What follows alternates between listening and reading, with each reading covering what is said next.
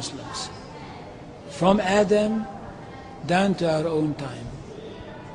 So if the Jews or the Christians are demanding something and basing it on the fact that there was a king called Solomon, or a king called David, or a prophet called Moses, or Jesus, then of course what they are doing, they're saying something which is not true, or in fact they don't know that all these figures were basically Muslim figures.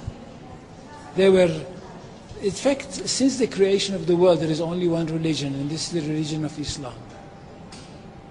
So if anybody says, look, there is a place which is connected with Solomon, and that's the place where the Temple of Solomon stood, a true Muslim would tell you, yes, absolutely right, but don't forget that Solomon was a Muslim, and David was a Muslim, and Abraham was a Muslim, and Isaac was a Muslim, and Jesus was a Muslim.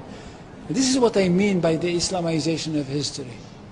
And you can understand that through Islamization of history, you've got Islamization of geography. Anywhere which was connected with these people, or with these prophets, which were all Muslims, becomes a Muslim territory. And therefore, when Islam was not in that area before Muhammad came to it, but it should have been there.